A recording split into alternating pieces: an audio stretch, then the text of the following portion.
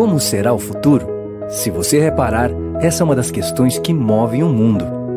O que ele tem reservado para nós? Teremos mais contato com o novo? E do novo, o quanto ainda poderemos descobrir? O mundo nunca mudou tão rápido e as transformações acontecem diariamente. 5G, blockchain, internet das coisas, inteligência artificial. No futuro, talvez enxerguemos o mundo com novos olhos.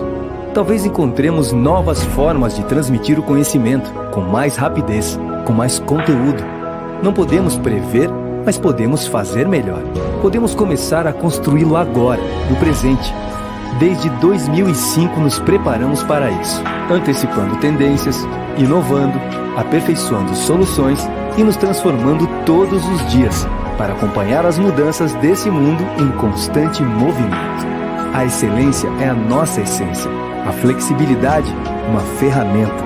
Nossa tradição é a de conteúdo com qualidade para contratações, compliance e gestão de risco. Temos como compromisso os nossos clientes. Esse é o nosso jeito. É assim que mantemos o olhar apurado ao que está por vir. E é assim que construímos um grande futuro, fazendo o melhor hoje. Grupo JML. Sempre à frente. Sempre em frente. Olá, sejam bem-vindos. Acredito que teve algum probleminha com o áudio da Cláudia, mas em nome da JML, eu dou boas-vindas a mais um treinamento nosso. Esse curso, que é um dos temas mais solicitados, né, nesse finalzinho de ano, e que ano que vem a JML traz vários cursos nesse tema. E a gente não poderia deixar de fechar 2020 falando um pouquinho desse tema com foco em RH.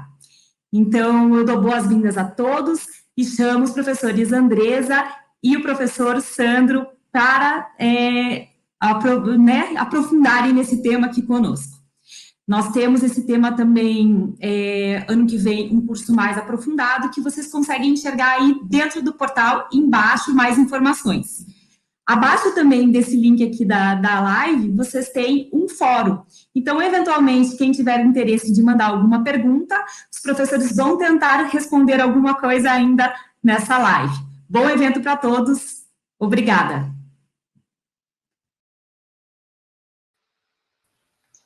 Olá a todos. Obrigada, Luciana. Obrigada, Cláudia. Apesar de não termos escutado, mas sabemos aí que você trouxe boas informações, vamos tentar reproduzi-las aqui. Boa tarde a todos, espero que curtam essa nossa Masterclass. Nós vamos falar um pouquinho sobre a questão de privacidade e proteção de dados ligada ao tema de RH, né? Que é onde todas as empresas tratam efetivamente dados pessoais, mesmo empresas B2B, tem uma forte interação aí, tratamento de dados pessoais nos seus setores de RH. Falar um pouquinho da lei, e o professor Sandro, que está aqui com a gente, por favor, vá me interrompendo. Tá? A ideia é realmente de um bate-papo entre o Sandro, eu e vocês. Então, fiquem muito à vontade também para mandar essas perguntas, na medida do possível nós vamos respondendo. Tá? Então, falar um pouquinho sobre a Lei Geral de Proteção de Dados, né? Que bicho é esse? Nós estamos falando da Lei 13.709 de 2018, que entrou em vigor esse ano, em setembro, mas é sempre bom lembrar, ela está circulando desde 2018, né? Então, muito embora houvesse a discussão sobre quando entraria em vigor ou não, mas todos nós tivemos um prazo bem interessante desde 2018 para que entendêssemos a lei e passássemos a incorporá-la, né? Mas como bons brasileiros, muitos de nós deixamos para o último momento, mas vamos lá que ainda é tempo, né? Como sempre digo, converso com o Sandro, todos nós estamos aprendendo juntos nessa fase de incorporação, de adaptação aos termos da nova lei. Seguimos muito do que já foi aplicado lá na Europa, através da GDPR, mas tudo exige tropicalização, enfim, então estamos todos nós aprendendo juntos. E dentro desse contexto da lei, o que é importante, né? Primeiro, a questão de saber efetivamente o que são dados pessoais que são aí acobertados pela lei. E quando nós falamos em dados pessoais, nós estamos falando de qualquer dado que permita identificar um indivíduo. Então, podem ser dados diretos, né, o nome, o CPF, os dados mais simples, o RG, né, mas podemos também ter como dados pessoais e-mail, telefone, endereço, e mesmo alguns dados indiretos. Eu uso sempre o mesmo exemplo, então algumas pessoas já se cansaram, inclusive. Mas se alguém chegar no meu escritório e pedir para falar com uma advogada, com um nome italiano, um sobrenome alemão e outro sobrenome japonês, sem sequer falar o meu nome, estará se referindo a mim, será facilmente identificar isso. Por quê? Porque a única advogada com um nome italiano, um sobrenome alemão e um sobrenome japonês no escritório é a Andresa Haut-Oikawa, né? Então, mesmo que de forma indireta, dados que permitam identificar uma pessoa são considerados como dados pessoais. E aí também é importante destacar a classe de dados pessoais sensíveis. Em RH, especificamente, nós tratamos muitos dados pessoais sensíveis, né? Porque necessariamente nós tratamos dados de saúde. Quando nós falamos dos ASOS, dos exames admissionais, enfim, são dados de saúde e que merecem uma atenção especial. Além disso, dados como sexo, orientação religiosa, orientação política, também são tratados como dados sensíveis. São todos aqueles dados que, de alguma forma, podem permitir algum tipo de discriminação da pessoa. Então, nós precisamos ter um cuidado especial, e a lei traz isso de forma muito clara, em relação a esses dados. Além disso, temos também aí a classe dos dados de crianças e adolescentes, que também, por vezes, são tratados no RH.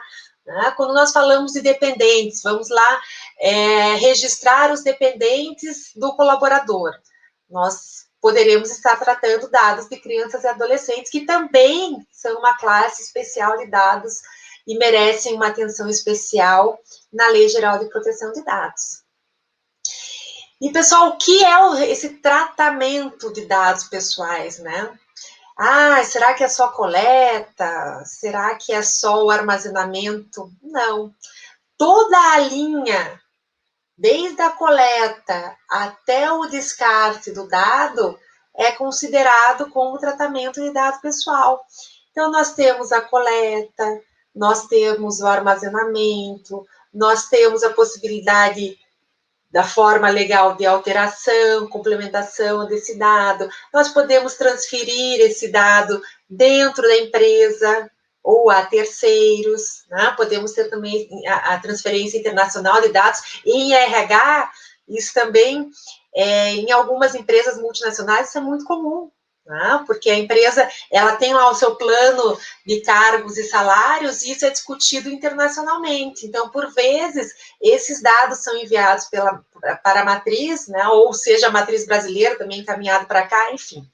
Então, são dados também a possibilidade de transferência internacional de dados. Além disso, o descarte, né? Todos nós sabemos que todo aquele dado que não já cumpriu a sua finalidade, ele deve ser descartado, né? Salvo algumas questões de obrigações legais, enfim, mas esse dado deve ser descartado. Então, toda essa linha, né, desde a coleta até o descarte, são formas de tratamento de dados pessoais. E aí, como é que a lei, como é que a LGPD entra no meio de tudo isso, né? A lei se aplica a todo e qualquer tratamento de dado pessoal cujos dados são coletados no Brasil, sejam esses dados tratados aqui no Brasil por empresas brasileiras ou pessoas físicas brasileiras, né? Ou tratados lá fora, coletados aqui e tratados lá fora. A empresa que trata lá fora também está sujeita às normas da Lei Geral de Proteção de Dados. Então, de uma forma muito rápida, né, muito genérica, né, esses são alguns dos principais conceitos, né, que traz aí a Lei Geral de Proteção de Dados. E traz muitos outros dispositivos também aplicáveis à questão de RH, né, e vou deixar o Sandro falar um pouquinho sobre esses outros conceitos, principalmente a questão de segurança, que é bastante importante, e daí a gente continua o nosso bate-papo, Sandro. Bacana, bacana. Obrigado, Andresa. Obrigado, Cláudia. Obrigado a Luciana e a equipe da JML aí que está suportando essa transmissão. Estamos aí fazendo um belo trabalho que está aparecendo agora, mas ele já é um trabalho pensado e planejado já tem algum tempo, né? Exigiu aí um esforço de todo mundo e o resultado muito bacana está aqui. Obrigado, pessoal que está assistindo aí. Seja muito bem-vindo. Assim, para fechar essa primeira parte que você trouxe, Andresa, você falou aí sobre as principais questões, os principais conceitos da LGPD, né? São aqueles para a gente iniciar a discussão, né? Claro que a gente tem muito mais conceitos, tem muito mais, mas esse aí é o que a gente precisa saber para, no mínimo, a gente começar a discutir aí como entrar, como estar em conformidade com a LGPD. E fazendo só um resuminho aqui do que você trouxe, antes da gente pular para o próximo, para a gente amarrar bem aí na cabeça do pessoal. Então, a Andresa falou de dados pessoais sensíveis, dados pessoais de criança e adolescente, e, por fim, ela falou do tratamento de dados. Né? Então, só um resumo aí do que ela disse. E aí, vou complementar aqui com algumas ideias, Andresa, se você me permite, que é o seguinte: você abriu falando que a gente está fazendo e está aprendendo. Eu ouvi uma frase outro dia bastante interessante. Nós estamos numa corrida, né, e estamos trocando o pneu de carro durante a corrida, sem parar para pit stop nem nada. É isso que está acontecendo. Né? A gente, com atraso aí da entrada em vigor aí da LGPD de fato, né, muita coisa ficou nebuloso. Então, a gente tem trazido as boas práticas que a gente vê na Europa. O que dá certo, não tem nada, ao contrário, isso é desejável mesmo. Não acredito que a NPD vai fazer grandes alterações em relação ao que está visto lá fora.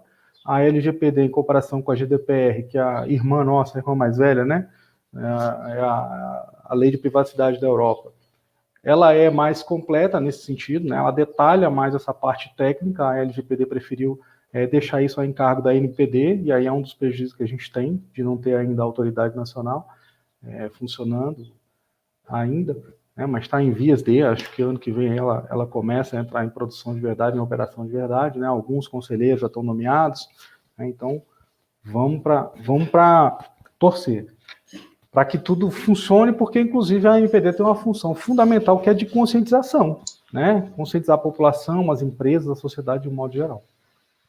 Você ia falar, Andresa? Não, estou só concordando aqui. Sim, perdão. Estamos todos indo à luta juntos. Juntos, exatamente. Mas ela vai entrar. Tem um pessoal muito bom, muito competente, que já está nomeado aí. É a pessoa que já conhece privacidade. Vai sair e vai ficar tudo bem aí, apesar da correria, porque a gente sempre deixa para a última hora, como você bem falou, né? Bom, outras duas questões para a gente trazer aqui importantes é o seguinte: a LGPD, a gente tem que ter muito claro que ela vale para meios digitais, claro, que hoje é o que mais tem, mas ela também vale para meios físicos, papel, por exemplo. Então, é comum ainda, por exemplo, em RH, a gente ter o arquivo com os dados pessoais. Às vezes tem um departamento médico ali subordinado ao RH com com prontuário dos pacientes ou prontuário dos empregados. Às vezes você tem uma empresa maior que conta com um posto de atendimento ali, órgãos públicos, alguns ainda têm isso, né? Então, aqueles dados ali que estão no prontuário médico, por exemplo, papel, também está sujeito à LGPD. São as atenções que a gente precisa ter. Informação de clientes, né, de usuários, de empregados. Ainda tem papel, tem arquivos de papel ainda. Então, todos esses cuidados que a gente tem, que a gente vai falar, também eu preciso observar isso para esse tipo de informação armazenada, por exemplo, em papel. Eu não posso esquecer isso. E a próxima grande pergunta aí, depois desses principais conceitos, só para a gente nivelar aqui o conhecimento para seguir, é o seguinte: por que o RH tem que se preocupar com a LGPD? Faz sentido isso? É alguma coisa específica ou não é? Faz total sentido, já posso te adiantar. Né? É muito comum. Eu tive uma reunião há 15 dias, mais ou menos, aqui em Brasília, com uma empresa. Ele falou o seguinte: olha, a gente não tem preocupação com a produção de dados porque a gente não tem clientes. Eu trabalho no segmento B2B, que é o que a Andresa falou.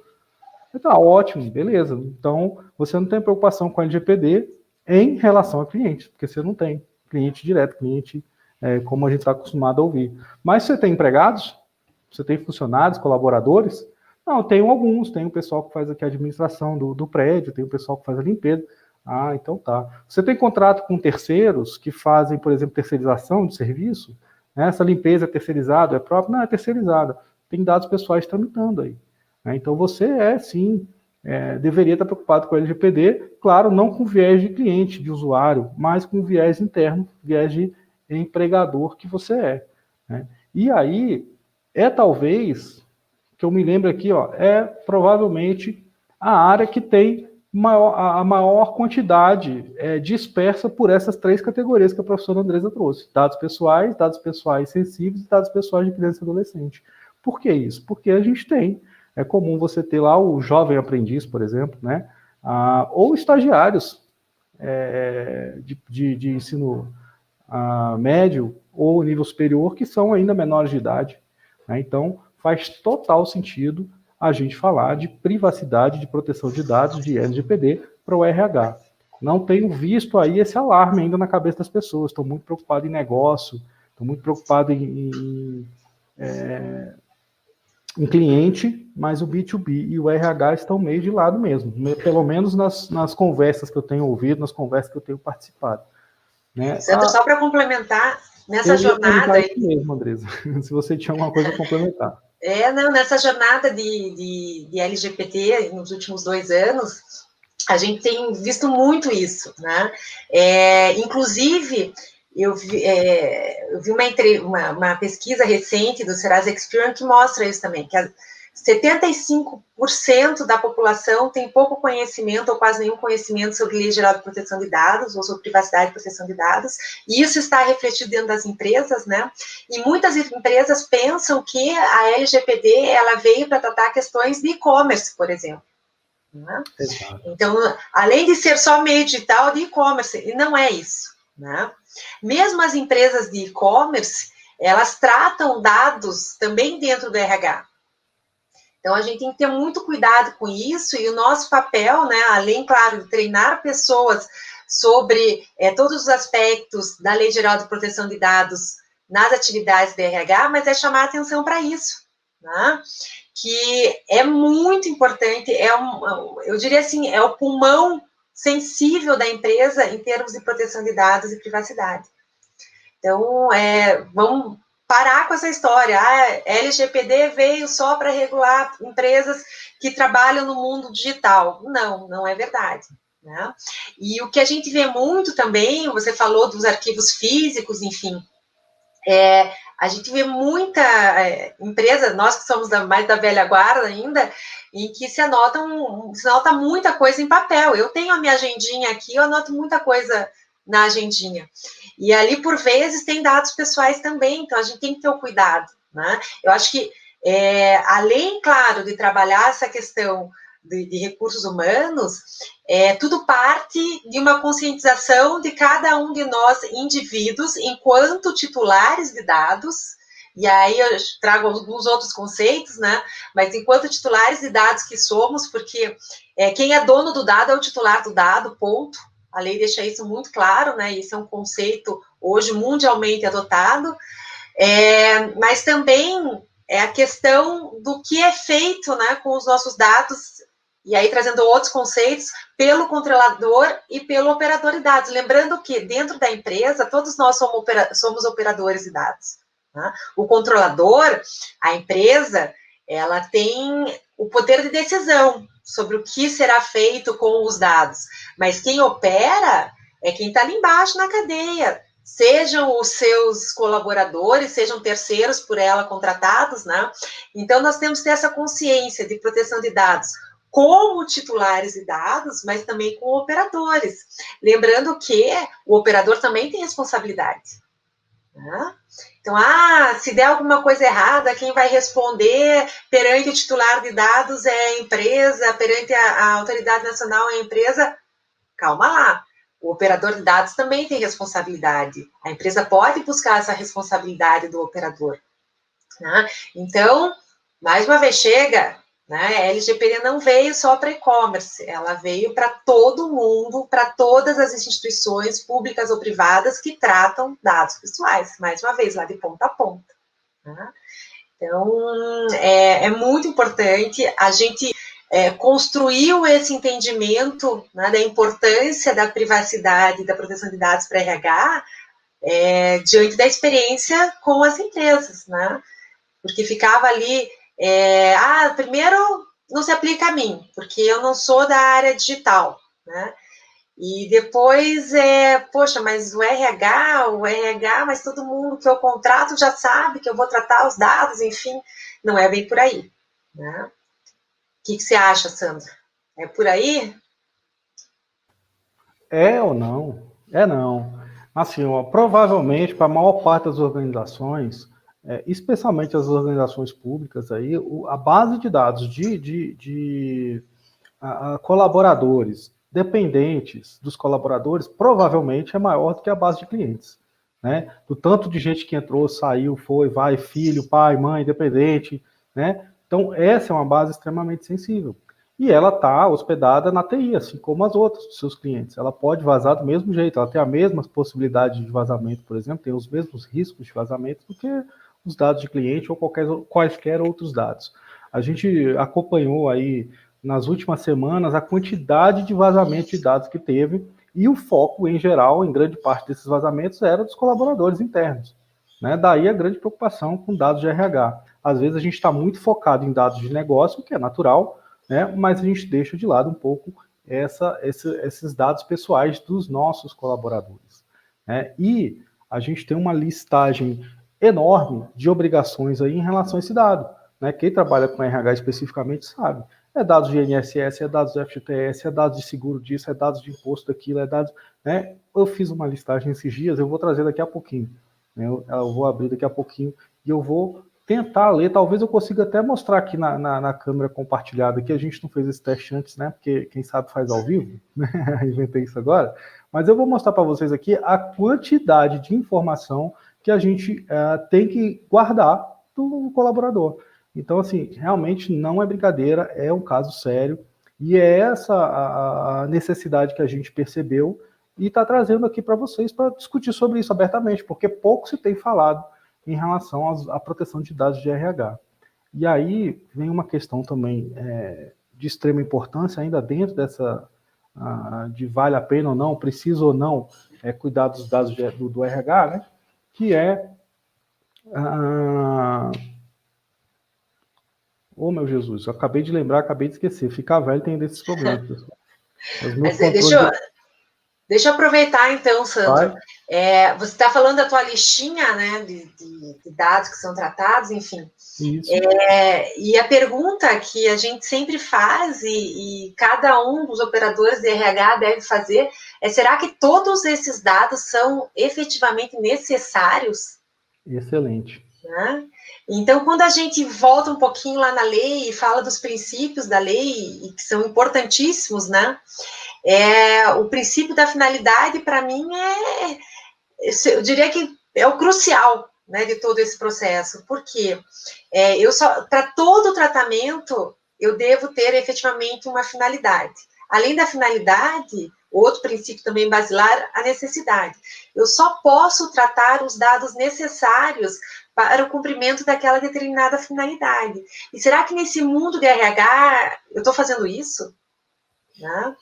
Porque a gente sempre, eu digo de Brasil, né, mas o nosso princípio sempre foi coleta tudo, porque um dia a gente vai precisar.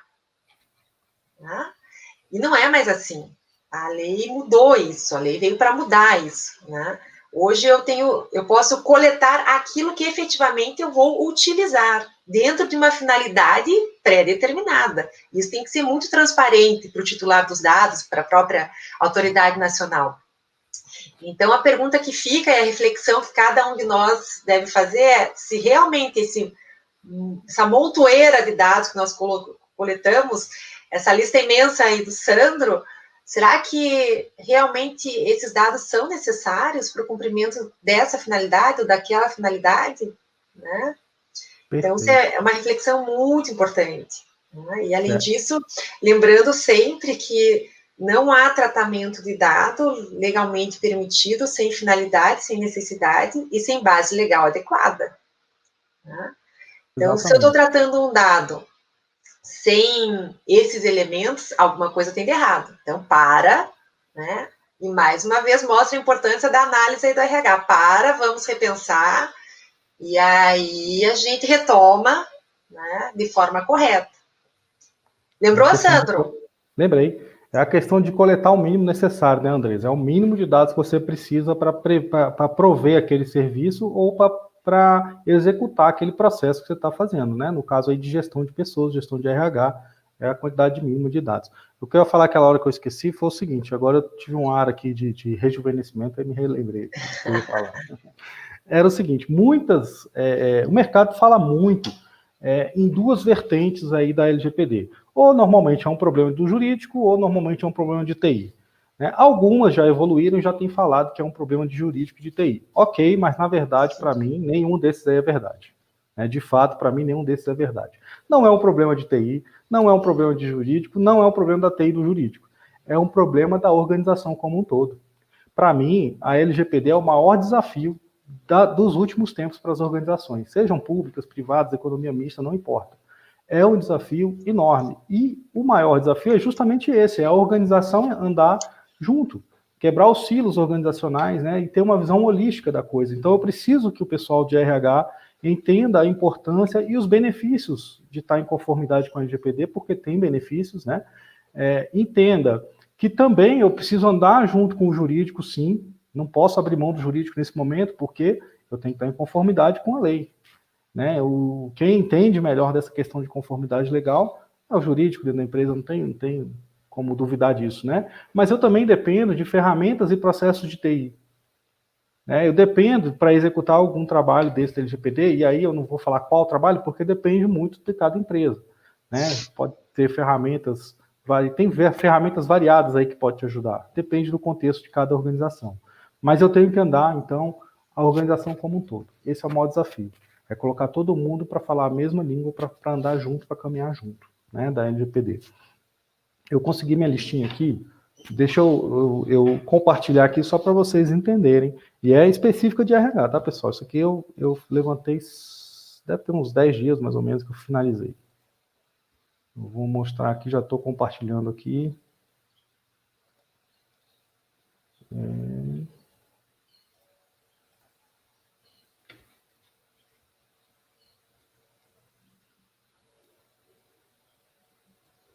Estou selecionando aqui.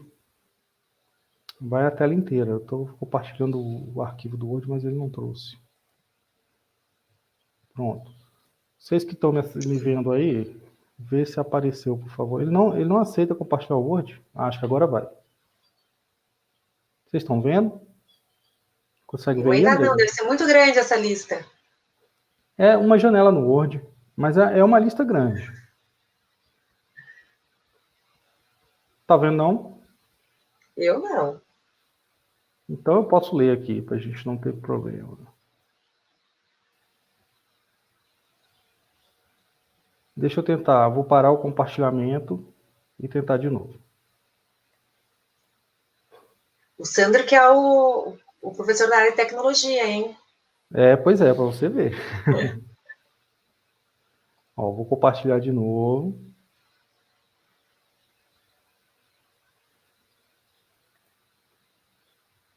Estou compartilhando aqui a minha tela inteira. E vou colocar o Word agora. Opa, agora sim, deu, Sandro. Foi agora? Uhum. Beleza.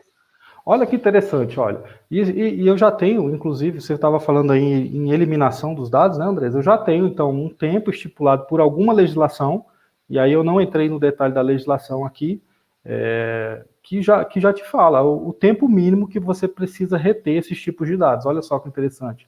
Então, você tem que reter, no mínimo, por 2 anos, informações sobre aviso prévio, pedido de demissão, termo de rescisão de contrato de trabalho. Por 3 anos, o CAGED, que é o Cadastro Geral de Empregados e Desempregados, tempo de retenção de 5 anos, folha de eleição da CIPA, quando você tem CIPA, né? A guia de recolhimento de contribuição social, o mapa anual de acidente de trabalho, recibo de entrega de documentação de dispensa para o seguro-desemprego, a COFINS, por 5 anos durante o emprego e até 2 anos depois da rescisão. Tem uma listinha bem legal também, ó.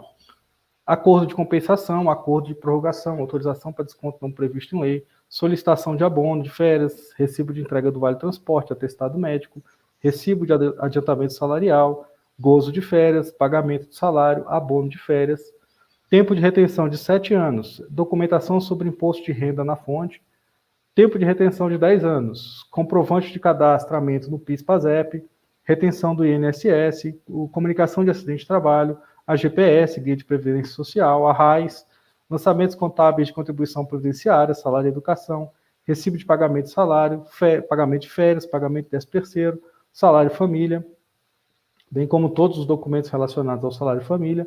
Está acabando, hein?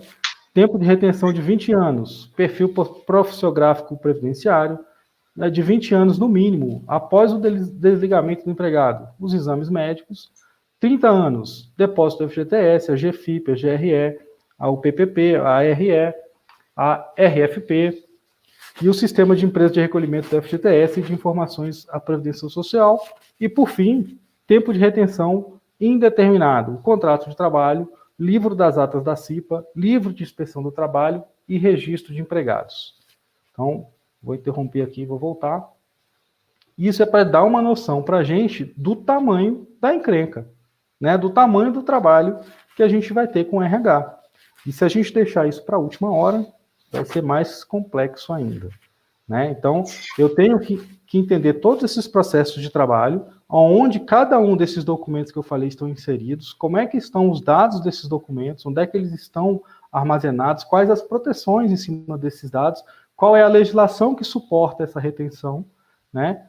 É um trabalhozinho complexo. Vai lá, André, você ia complementar, por favor. Eu ia falar o seguinte, que quando a gente fala do programa de privacidade e proteção de dados, muito desses aspectos nós conseguimos trabalhar a partir de políticas e documentos referenciais, né? Depois você fala um pouquinho mais, né, de como garantir a segurança de todo esse tratamento e desse tempo de guarda, porque por vezes esses documentos eles ficam no arquivo físico, mas hoje preferencialmente no arquivo digital, e quais as garantias que a gente tem de que ele estará seguro efetivamente, né? Mas essa lista extensa, ela revela algo que para mim é fundamental em todos os programas de privacidade e proteção de dados que a gente atua. Eu coloco, olha, pessoal, além da questão das políticas, né, além da questão de todas as medidas de segurança da informação, essencial se faz o treinamento do pessoal, né? Porque não adianta, e a gente já viu isso acontecer muito em compliance, né? Em programas de compliance, não adianta eu ter a melhor política do planeta, né? É uma política que reflita todas as obrigações da LGPD, da GDPR, vá além ainda. Não adianta eu ter o top do top do top em termos de ferramentas de segurança da informação, em termos digitais, e não ter pessoas habilitadas e preparadas para isso, né? E quando a gente fala de uma área como a RH, que tem, sim, tratamento de informações sensíveis, mesmo que com base legal bem determinada, né, com base em obrigação legal, enfim, mas isso é muito importante. Nós temos que ter essas pessoas treinadas, né? E isso nos chama bastante atenção, porque voltando lá na pesquisa do Serasa Experience, que a gente tem um mundo de 75% da população que sequer sabe que é proteção de dados, né? Então é flagrante a necessidade de que essas pessoas sejam efetivamente treinadas e bem treinadas, né? E aí, Sandro, quero te provocar, você já citou, né, um pouquinho da questão de segurança da informação, mas nós sabemos que segurança da informação é um tópico importantíssimo na lei, né? Como também assim é tratado na Europa, né? E como é que a gente faz, né, em termos de segurança da informação, e daí, mais uma vez, não falando só do mundo virtual, mas também do mundo físico, né, para preservar ao máximo possível esses tratamentos e essas informações. Perfeito. A gente tem o tripé da segurança, assim, o que é a base da segurança, a gente chama do tripé CID, né? Alguns autores chamam um pouquinho diferente, outros colocam 4 nomes aí, mas o clássico são esses 3. CID é um acrônimo para confidencialidade, integridade e disponibilidade. Então, é o que a segurança da informação se preocupa. É em ter aquela informação, aquele dado sempre confiável, sempre íntegro e sempre disponível, ou disponível quando necessário, né? Às vezes você não vai precisar dele no sábado e domingo, você pode fazer manutenção para os bancos de dados, por exemplo, sábado e domingo. Mas a disponibilidade, então, é relacionada ao tempo que você precisa dela, do acesso àquela informação. Bom, baseado, então, nesse tripé, né? Todos os controles, tudo que eu faço dentro da segurança da informação é para manter, então, essas 3 questões. Né? Como manter uma informação sempre confiável? Como garantir que ela foi emitida pela Andresa, por exemplo? Né? A confiabilidade da informação, a confidencialidade da informação, perdão. Como garantir a integridade daquela informação? Garantir que ela não foi alterada de forma ilegítima, né? Foi alterado conforme era para ser alterado de fato, tudo bem, mas se foi alterado de forma ilegítima, irregular, intencional ou não, como que eu garanto que ela não sofreu isso? E também a disponibilidade. O que eu preciso fazer para deixar ela disponível sempre que necessário? Pronto, eu já tenho, então, que começar a avaliar daí. A partir de então, eu posso implementar, a recomendação é essa mesmo, que você implemente um processo de gestão de riscos de segurança da informação. Olha a importância da gestão de riscos. A gente mal fala de gestão de riscos. A gente não, né? A gente mal ouve falar de gestão de riscos.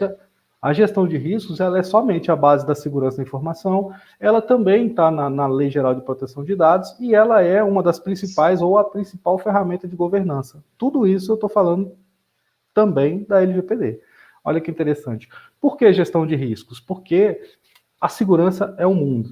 Né? Os ataques, as possibilidades de ataque, as falhas, as vulnerabilidades que tem no sistema são quase infinitas aí, são praticamente infindáveis. Todo dia está surgindo novas.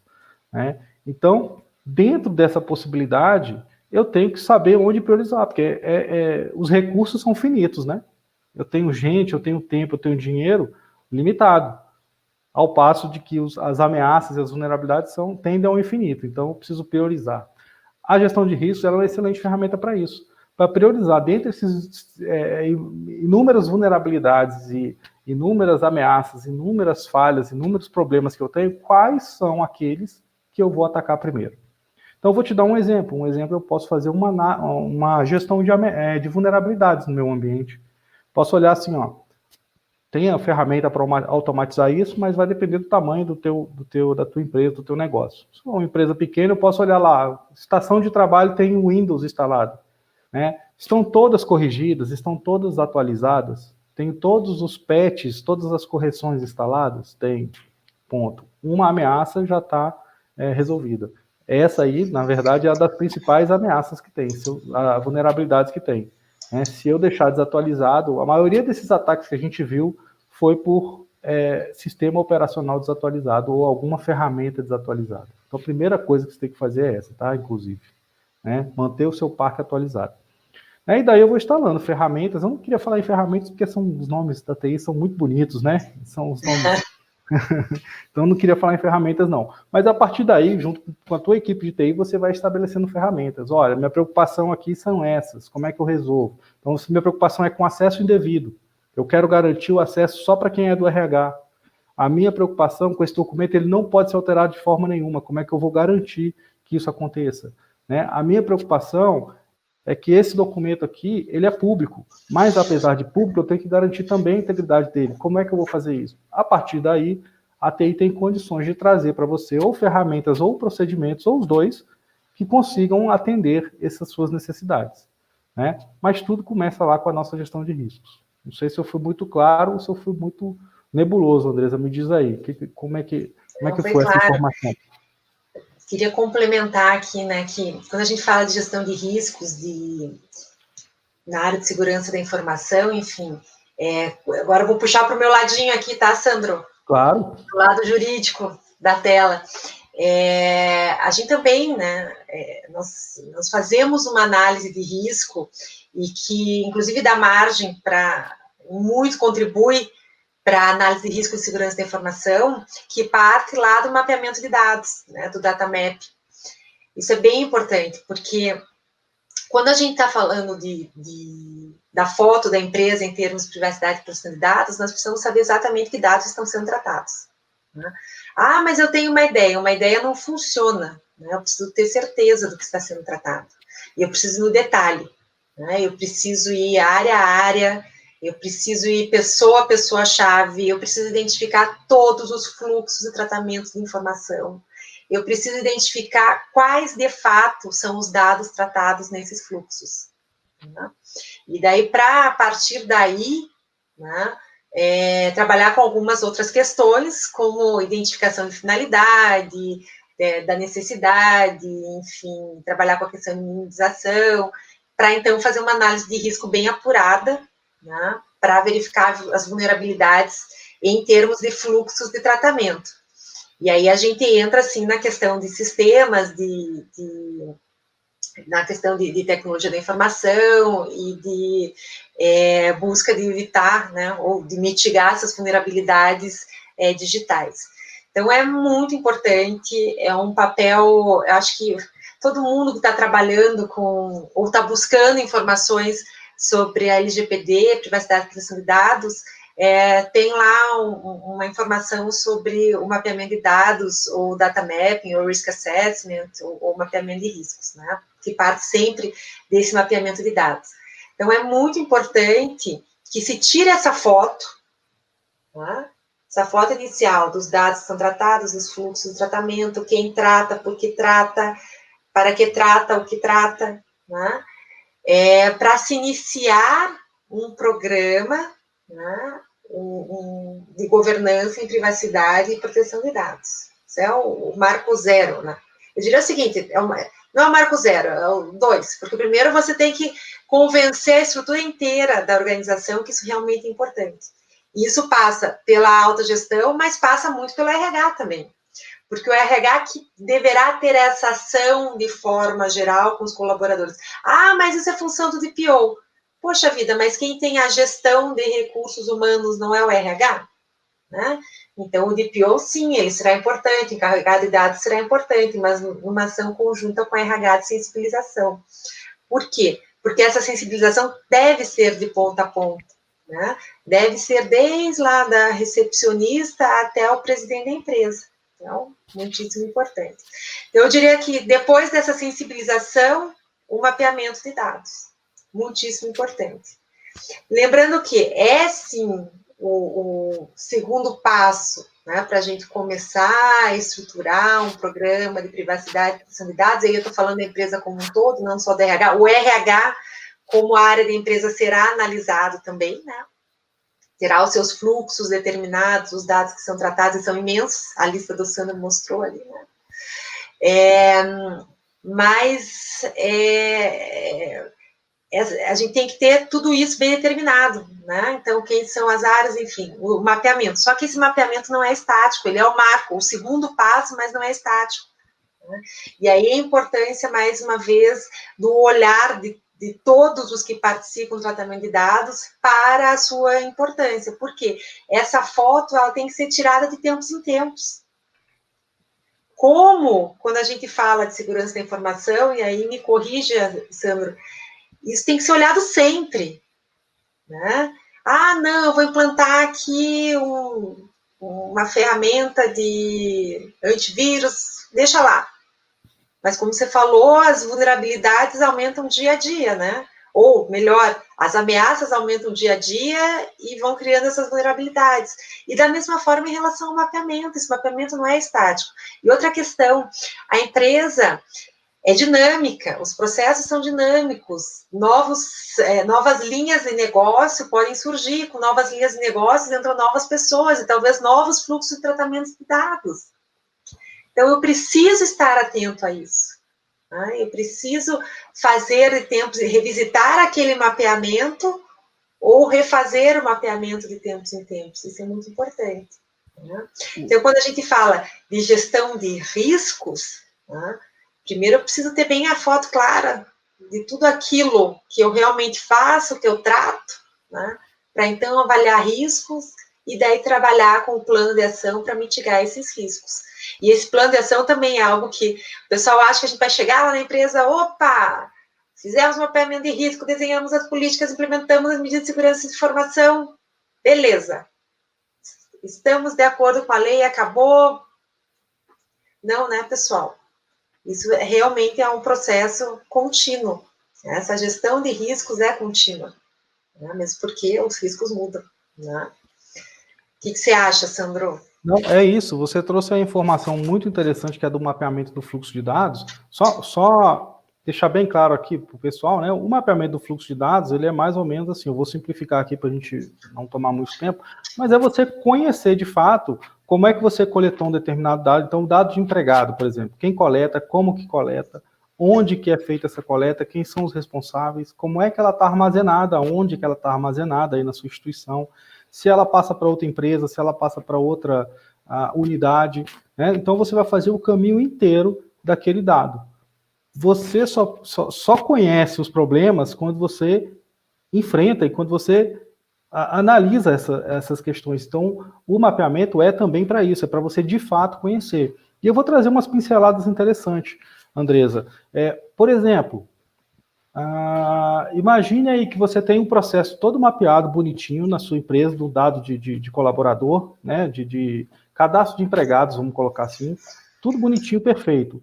E aí, você tem um sistema que de vez em quando sai do ar, ou a internet que de vez em quando fica fora. Essa realidade não é muito distante da gente, né? Isso é habitual ver por aí. Tá, e naquele dia era o dia de você emitir arrais, de você enviar arrais, né? A informação dos seus colaboradores aí. Aí o seu sistema ficou fora, a sua internet ficou fora. É uma hipótese muito remota? Não é. Mas, porque estava perto do prazo de envio, pode acontecer de algum colaborador do seu RH ter sido mais diligente, por exemplo, e fazer uma cópia em pendrive. Ótimo, ele copiou no pendrive, conseguiu resolver o problema, foi ali na empresa do vizinho, levou para casa dele, instalou a aplicação e fez a transmissão da RAIS. Perfeito. Ele resolveu o problema, né? Mas criou outro, né? Você, no seu mapeamento, você não detectou essa possibilidade, por exemplo. Eu detectei tudo, mas eu não previ a questão dos pendrives. Tá vendo como é uma coisa bastante complexa? Isso aí você consegue identificar com um mapeamento bem feito e com a gestão de risco bem feita. Mas eu só vou conseguir chegar nessa eventual problema se eu integrar as pessoas, se eu conversar com gente da TI, se eu conversar com gente do recurso humano, se eu conversar com gente do jurídico, porque é um detalhezinho bem pequenininho daquele processo. Então, se eu ficar aqui só na alta administração, ou se eu envolver só TI, por exemplo, talvez eu não chegue nunca nessa questão. Então, essa é a diferença de você conhecer de fato como você usa os seus dados, como você trata os seus dados, né, desde a coleta até a eliminação, né, e envolver a empresa como um todo. Essa é a diferença, é esse nível de detalhe. E só para finalizar aqui sobre essa questão aqui, a minha fala, Andresa, para complementar, uma outra grande vantagem, tanto do mapeamento de fluxos quanto da gestão de riscos, é porque é o seguinte, quantos fluxos de dados você vai ter aí? Sei lá, 10, 20, 30, 40, 50, depende do tamanho da sua empresa, mas não são poucos. Né? E aí eu estou falando só de RH. Né? Então, eu com esses fluxos mapeados e com a gestão de riscos feita em cima de cada um, eu vou entender aqueles que trazem maior risco para o meu colaborador, para o meu cliente, para o titular dos dados pessoais que estão ali e para a empresa como um todo. Né? Mas o foco aqui é o titular dos dados. Então, eu vou começar exatamente desses aí, aqueles que têm mais riscos. Então, olha a diferença de você usar as ferramentas sabendo utilizar, né? Não só porque a lei está mandando aí, faz uma gestão de risco aí de qualquer jeito e bota, risco alto, beleza, está aqui. Não, já que a gente tem que usar por força de lei, vamos aprender a extrair os benefícios dessas ferramentas, porque tem benefício, gestão de risco tem benefício. Né? A privacidade, a proteção de dados tem benefícios. Hoje ainda é, por exemplo, um diferencial competitivo, que é de empresa privada, por exemplo, ainda é um diferencial competitivo. Daqui a um ano não vai ser mais. Então aproveita, você tem que entrar e entra e mostra isso para o teu cliente e para o teu colaborador. Olha, nós estamos aqui cuidando dos dados pessoais de vocês. Ano passado, por exemplo, 2019, a Apple fez isso, ela lançou um cartão de crédito, acabou que não chegou no Brasil, né? Mas a propaganda teve por aqui, que não tinha os dados pessoais impressos. Você virava de um lado do outro, não tinha dados pessoais. Era um cartão minimalista, mas era um cartão de crédito. E a propaganda era essa, nós protegemos seus dados pessoais. E teve um banco aí, eu não me lembro se foi o Santander ou se foi... Acho que foi, é um banco todo vermelhinho, né? Acho que foi o Santander. Só lembro da cor, assim, da logomarca dele. Ele fez a mesma propaganda, né? Ele mostrou lá dos dados pessoais e falou, nós respeitamos os seus dados pessoais. Então, ainda tire esse benefício. Já que nós vamos ter que entrar... Isso vai ser como o Código de Defesa do Consumidor, né? No começo, todo mundo, mas isso é impossível, isso é muito... viagem. Não, hoje está consolidado, hoje está... Todo mundo tem, o comércio, por exemplo, todos eles têm lá um livrinho assim, Código de Defesa do Consumidor em cima do balcão, né? A LGPD não vai chegar nesse nível aí, mas ela vai certamente ser aplicada no decorrer do tempo, ao longo do tempo, para todo mundo. Não tem para onde correr. Sandro, hoje ainda é um diferencial competitivo, né? Mas o que a gente enxerga, inclusive a gente usa muito isso, né? Porque tem muitas pessoas usando a política do terror. Olha, tem que implementar a LGPD, porque senão você vai levar multa, a multa é milionária. Assim, gente, calma, né? Vamos olhar como uma oportunidade de mercado, um diferencial competitivo. Por quê? Porque ainda né? Mas em pouquíssimo tempo, e a gente já tem enfrentado isso em algumas cadeias globais de valor, as grandes empresas estão exigindo, né? Quem não tiver uma política, um programa de privacidade e proteção de dados bem ajustado, está fora do jogo. Está fora. Então, em breve vai ser assim, né? Hoje um diferencial competitivo, mas em breve você, olha, independentemente da lei. E vai ser aplicado em cascata, né? Primeiro aquelas empresas que têm contrato com o governo, segundo e também aquelas empresas que têm algum negócio com grandes organizações, com multinacionais que já estão com a privacidade por conta da GDPR, né, com a proteção de dados por conta da GDPR, e isso vai para os fornecedores deles, para os fornecedores dos fornecedores, né, os quarteirizados, e vai embora. Então ela vai chegar em todo mundo em algum momento, né? Quanto antes você se preparar, melhor. Andresa, a gente está recebendo algumas perguntas aqui, ó. Estou vendo aqui, Sandro, eu vou pegar a primeira aqui. Tá ótimo. Que eu acho que é para mim. Com sua fala, fica clara a importância de termos cuidados, inclusive com papéis que usamos como rascunho e forma de descarte desses dados. Correto? Corretíssimo. Corretíssimo. Se você tem informações de pessoas nas suas anotações, você está tratando dados pessoais. E isso deve ser protegido. Né? Tem que ter muito cuidado com isso. Ou às vezes, né, você pega... O Sandro deu o exemplo do pendrive, mas às vezes as pessoas imprimem. Né? Imprime a listinha lá, porque eu vou avaliar esse documento em casa. Então, imprime a listinha de RH, de funcionários com determinado benefício, ou com salário, que for, né? E leva aquilo para casa, e perde aquela listinha. Isso é um vazamento, né? Um incidente. Ou pior, a gente até estava discutindo esse caso hoje numa empresa, né? Que passa pela questão de RH também. A empresa, ela disponibiliza um computador para o colaborador. Tá? E, claro, o computador deve ter senha, enfim, mas esse colaborador, numa situação normal de temperatura e pressão sem Covid, ele resolve trabalhar no aeroporto ou num café, enfim. E ele deixa o computador e vai buscar alguma coisa, se distrai, enfim. Quando ele volta, o computador foi roubado. E a senha estava aberta, então ela estava aberta, né? Então, também temos um incidente. E da mesma forma, se deixasse um caderno ali, né? Um caderno aberto. Ele volta, o caderno foi furtado, ou a anotação foi furtada, a gente está diante de um incidente. Né? Então, sim. Rascunhos, tendo dado pessoal, né, tem que se ter o devido cuidado. Eu tenho uma história bem curiosa sobre isso aí, exatamente sobre isso aí, Andresa, rapidinho. Eu trabalhei de 2007 até agora, final de 2020, 2011 até agora, final de 2020, na segurança da informação do TST. Saí agora e fui para a área de governança e estratégia. Antes da LGPD, por sorte, ou sei lá por quê, bom, por uma curiosidade, foi antes da LGPD, não foi agora não, já tem algum tempo. Teve um servidor que me procurou e ele falou assim, Sandro, olha isso. Aí trouxe um papel. O TST faz aproveitamento de papel e faz rascunho também, né? Aquele papel que você imprimiu ali, usou e tal. A gente põe numa caixinha de descarte e faz rascunho. Aconteceu que a área médica pegou alguns prontuários lá de pacientes, né? E foi descartar e descartou também nessa área de rascunho.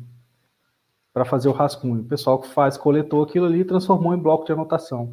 E o bloco de anotação, no verso, estavam os dados desse próprio rapaz que veio me apresentar. Olha só que coincidência absurda. Ele tinha ido a uma consulta, ele tinha um determinado problema lá e foi à consulta. No médico do tribunal, lá tem um posto de atendimento, né, para as coisas mais corriqueiras. E aí ele foi para lá, imprimiram e fez o rascunho, e ele mesmo pegou o rascunho com as informações dele.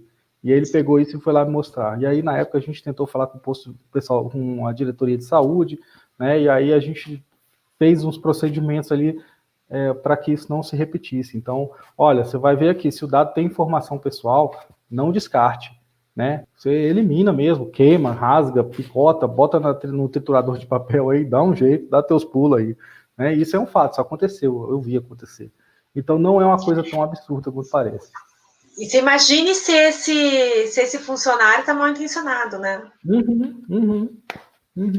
Ele tem, quer dizer, não precisa nem estar mal intencionado, vamos lá. Não, é direito dele. Hoje, com a lei, é direito dele. É direito dele. Se ele quisesse incomodar, ele incomodaria. Com Exato. todo o direito. Exato, exatamente. Então, o que a gente tem enfrentado hoje, inclusive em relação a questões de RH, são titulares de dados pedindo que seus dados deixem de ser tratados. Isso. Calma lá também, né? Assim, poxa vida, o Sandro mostrou a listinha lá do tempo de guarda necessário por obrigação legal. Então, não é assim, né? Tem direitos, a lei determina direitos, determina o titular dos dados, mas existem as limitações legais também. Né? Então, só voltando ao que você falou, mais ou menos o Código de Defesa do Consumidor, né? No começo, as pessoas, por falta de informação ou educação, no sentido de educação em relação à lei, né? Elas começaram a achar que podiam tudo, algumas pessoas, e não é assim. Né? Então, se a gente tem que ter cuidados, imagine pegar o prontuário, isso é um absurdo. Né? Dá para reciclar, ser ambientalmente correto de outras formas. Né? Destrói e manda lá para a reciclagem. Então, tem que ter cuidado, sim. Vão vender muito picador de papel agora. Vão. Tem uma outra pergunta aqui, Andresa, que é o seguinte: o prazo de guarda desses documentos que o Sandro citou cabe também ao serviço público? Então, cabe. Agora, a gente precisa ver, né, aquele rol de documentos, quais se aplicam só à iniciativa privada e quais ao serviço público, porque eu não fiz essa diferenciação quando eu peguei o rol completo de documentação trabalhista. Né? Um dos requisitos para a gente fazer o mapeamento do fluxo é justamente esse. Eu vou pegar esse documento que eu preciso gerar, esse fluxo de dados e ver qual é a base legal para eu fazer o tratamento. Então, eu vou tratar dados da GFIP, por exemplo. Estou fazendo por quê? Eu vou guardar por quê? Porque tem a legislação número XYZ que me obriga a guardar por tantos anos, tá? Então, a gente tem que ver caso a caso. Mas, sim, de um modo geral, cabe também ao serviço público. Não sei se são todos, provavelmente não. Tá? Pessoal, a gente está acabando aqui, está acabando nosso tempo, mas tem mais uma perguntinha interessante aqui, que quando a gente trabalha com RH, sempre aparece. Com relação a bancos de currículo. Podemos manter ou teria uma dica melhor do tipo terceirizar? Terceirizar está terceirizando o problema. Né? Mas o que acontece? Um princípio básico do tratamento de dados é você ser transparente, informando a finalidade, o tempo de guarda e os dados que estão sendo coletados. Sempre que a gente fala de currículo, a gente tem que ter um pouquinho de cuidado, que por vezes no currículo vem dados sensíveis. Né? Então, mesmo que você não peça, vem dados sensíveis. Nossa sugestão, que a empresa, se ela quiser coletar currículos, né, via sistema, por exemplo, que ela não deixe aberto, ela faça um formulário. Tá? Então, faz um formulário que tenha as informações estritamente necessárias para esse processo de contratação, coloca um termo lá embaixo, informando as finalidades, o tempo de guarda desse currículo, né, se ele poderá ser aproveitado para outros ciclos, né, para deixar no banco de dados mesmo, e por quanto tempo ele ficará lá. Informa isso, da ciência, né? A pessoa vai declarar que tem ciência de que os dados poderão fazer parte do banco de dados de currículos por X tempo. Né? O que tem que se evitar é esse envio voluntário de currículos, porque daí você perde noção do tipo de informação que tem dentro, né? E aí, se você recebe esses currículos abertos, aí a recomendação, se não tiver consentimento e tiver dados sensíveis, enfim, é realmente destruir. Acabou o processo seletivo, destrói. E o detalhe é a transparência nisso tudo. Só complementando, Andresa, né? O detalhe é a transparência nisso tudo. Olha, pegamos tantos currículos, 10 currículos, 200 currículos, 1000 currículos, fizemos a análise, estamos analisando, guardamos ele dessa forma, né? E depois de 1 mês, 2 meses, 3 meses, finalizado esse processo de contratação, destruímos 300 currículos que recebemos na data tal. Então, esse rastreamento você tem que ter. E o que nos leva até para a próxima pergunta, se eu puder passar, Andresa, posso? Tem mais uma aqui, que é: quais são os documentos que a ANPD poderá solicitar aos encarregados? Assim, essa é uma resposta que a gente tem um início de resposta. Por quê? Porque a ANPD ela vai regulamentar muitas coisas ainda que a legislação foi en passant, né? Ela deixou mesmo para ser regulamentada pela ANPD. Mas o principal documento hoje, ainda, né? Pode haver outros aí, é o relatório de impacto. O relatório de impacto vai ser aí uma junção desse mapeamento do fluxo de dados que a doutora Andresa já trouxe, né, com a gestão de riscos de impacto, a proteção de dados e alguns outros detalhes que a legislação traz ali. Mas, a grosso modo, é esse. Então, esse é o primeiro documento que a ANPD pode pedir para alguma organização em caso de suspeita ou em caso de vazamento de dados pessoais, por exemplo. É isso. Acho que vale ressaltar, Sandro, que a ideia é a empresa comprovar que tem realmente a gestão e conhece todos os fluxos de tratamento de dados pessoais. Isso é bem importante, né? Como o Sandro disse lá atrás, é impossível a gente prever todas as formas de incidente, enfim, de invasão. Mas cabe à empresa provar, no caso de uma fiscalização de incidente, que ela fez todo o possível para evitar. E dentro desse todo o possível para evitar, o item número 1 é você ter o relatório de impacto e demonstrar que você conhece teu fluxo de ponta a ponta, tem as bases legais bem definidas, tem finalidade bem definida, as ações de segurança bem definidas, né, dentre outras coisas. Então, é por aí mesmo. A gente tem que provar que fez tudo. Que não só fez, como faz, né? Que, mais uma vez, não é aquela foto do passado. É o agora. Então, só fez como faz, e aí a empresa consegue, ou a instituição pública, enfim, consegue se resguardar de uma forma melhor. Eu costumo dizer... Perdão, Andresa, você ia falar? Não, fique à vontade, eu perguntar se tem mais alguma consideração. Não, eu ia dizer o seguinte, eu costumo falar que na segurança da informação você tem 3 variáveis que permitem o ataque se realizar. Então, para alguém atacar uma instituição e roubar dados, por exemplo, vazar dados, você tem 3 variáveis. Tempo, dinheiro e motivação. Então, se uma pessoa tiver tempo suficiente, dinheiro suficiente para te atacar, proporcional ao tamanho, né, da instituição que ele quer atacar, e motivação, ele tem uma motivação que justifica aquele ataque, ele vai te atacar e vai vazar dados, ponto final. Não importa o investimento que você faça em segurança da informação. Não importa. E eu vou te falar bem a verdade, se você desligar tudo, todos os seus equipamentos, todos os seus servidores, tudo, ainda assim é possível algum vazamento de dados. É complexo, é caro, exige tempo, mas é possível. Né? Existem ferramentas, por exemplo, não sei se você já deve ter visto aí, que a CIA usa, americano, ele lê o monitor a não sei quantos quilômetros de distância pela radiação que o monitor reflete, que emite. Tem outros que conseguem ler os dados armazenados em memória, é um equipamento eletrônico que consegue ler os dados armazenados na memória de um computador com o computador desligado. Ele consegue ver o que estava ali dentro. Então, depende do dinheiro, do tempo e da motivação, ele vai conseguir. Por que eu disse tudo isso? Porque a lei sabe, a lei entende, o legislador entendeu essa situação, ele conhece essa situação, né? E ele faz, um dos grandes requisitos é justamente essa documentação que a professora Andresa trouxe. Então, você tem que documentar que você está consciente daquilo ali, né? O que você está fazendo, o que falta fazer, aonde você quer chegar, né? Para você estar de acordo com a legislação. É tanto que ela ela elenca as sanções de uma forma bem gradiente. Ela começa da seção mais simples ali, que é uma advertência, e vai até a sanção mais grave, que não é a multa de 50 milhões, que é o que todo mundo fala. A mais grave, a pior, não é a multa de 50 milhões, por quê? A multa é de 50 milhões, limitada a 2% do faturamento. Olha, se meu faturamento anual for 2% dele for 50 milhões, eu estou tranquilo, eu consigo pagar essa multa e sobreviver, né? Se eu tiver um faturamento anual de 50 milhões, eu consigo pagar essa multa, eu parcelo ela em 2 vezes, está tranquilo. Né? Brincadeiras à parte, pessoal, a última sanção prevista lá é a eliminação dos dados pessoais que você está tratando. Isso é muito pior.